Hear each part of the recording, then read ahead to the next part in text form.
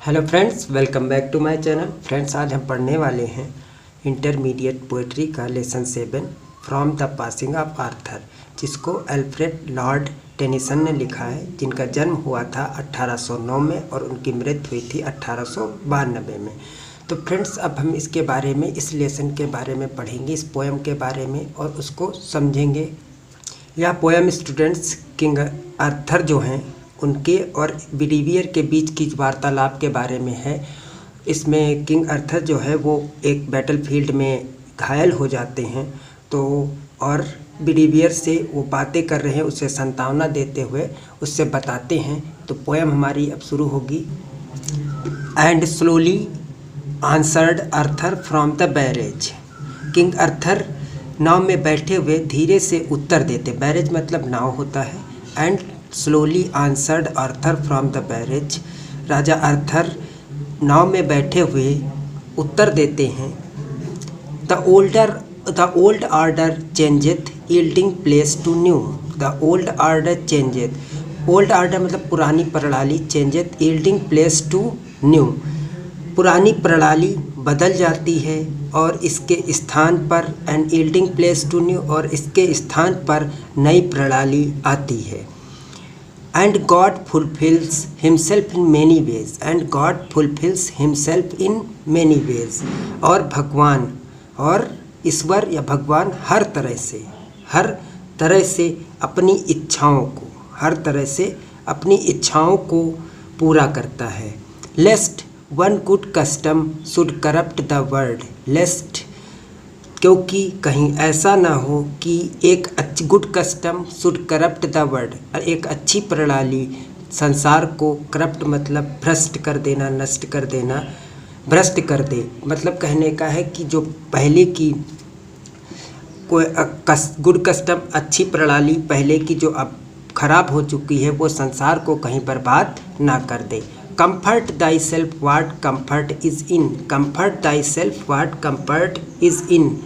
पूरे संसार को भ्रष्ट कर दे। Comfort thyself what comfort is in me. अर्थात धीरज रखिए। What comfort is in me. अर्थात धीरज रखिए, मेरे अंदर धैर्य कहाँ। What comfort, तो जो बिलीवियर हैं वो कहते हैं कि धैर्य रखिए। तो राजा आर्थर कहते हैं व्हाट कम्फर्ट इज़ इन मी, मेरे अंदर धैर्य कहाँ है। I have lived my life, मैं अपना जीवन जी चुका हूँ। And that which I have done, और मैंने जो कुछ भी किया है। मे ही within himself make pure.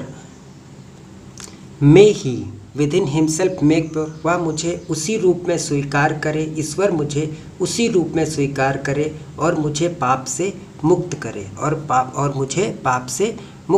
But Dau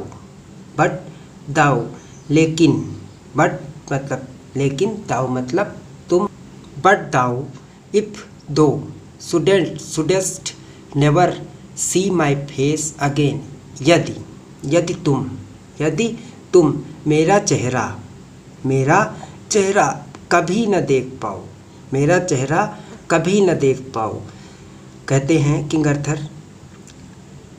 but thou if thou shouldst never see my face, यदि तुम मेरा चेहरा कभी न देख पाओ। प्रे फॉर माई सोल, मेरी आत्मा के लिए प्रार्थना करना। More things are wrought by prayer. प्रार्थना के द्वारा बहुत से काम किए जा सकते हैं। Then this world dreams of, अर्थात जिसके बारे में यह संसार सपने में भी नहीं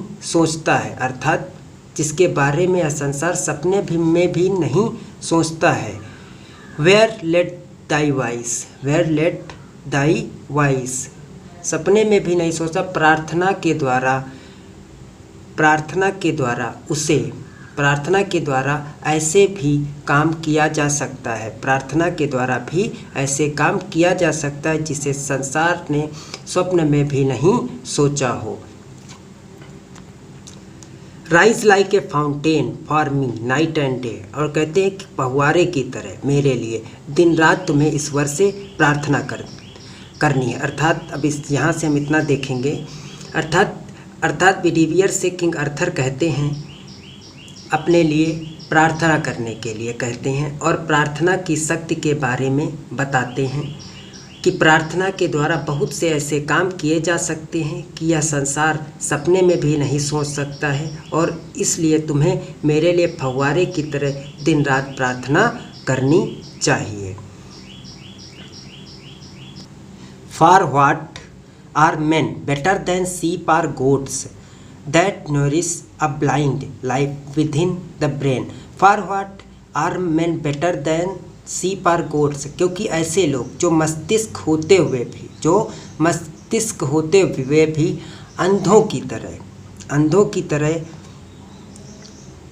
जीवन जीते हैं, वह भेड़ बकरियों से, शीप आर गोट भेड़ बकरियों से कम नहीं है। अर्थात कहने का मतलब है कि जो लोग ईश्वर पे भरोसा नहीं करते हैं वो जानवर की तरह है, सिर्फ भेड़ बकरियों की तरह है जो ईश्वर पर भरोसा नहीं करते हैं या ईश्वर के प्रति उनका लगाव नहीं होता है। If knowing God they lift not hands of prayer. If knowing God they lift not hands for prayer. प्रार्थना के लिए हाथ नहीं उठाते हैं, यानी अपने लिए और अपने मित्रों के लिए प्रार्थना नहीं करते नहीं है, वह भी भेड़ बकरियों से कम नहीं। जो लोग ईश्वर से प्रार्थना नहीं करते हैं वो भेड़ बकरियों से कम नहीं हैं। Both for themselves for so the whole round earth is every way bound by gold chains about the feet of God. For so the whole round earth is every way bound by gold chain about the feet of God. क्योंकि यह पूरी धरती हर तरह से ईश्वर के चरणों से एक सोने की जंजीर से बंधी हुई है। अर्थात अब किंग जो अर्थर हैं वो मरने वाले हैं और वो कहते हैं बट नाउ फेयरवेल, अब मुझे अलविदा दो, अब मुझे विदा दो।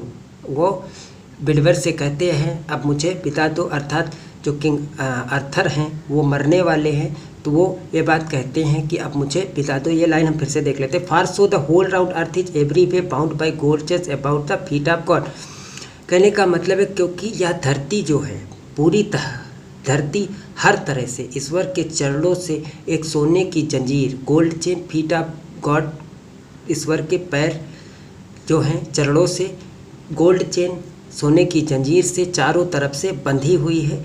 बट नाउ फेयरवेल, लेकिन अब मुझे विदा दो। किंग अर्थर कहते हैं अब वो मरने वाले हैं, वो कहते हैं अब मुझे विदा दो। फ्रेंड्स, आप लोग की समझ में पोयम आ गई होगी। Thanks for watching.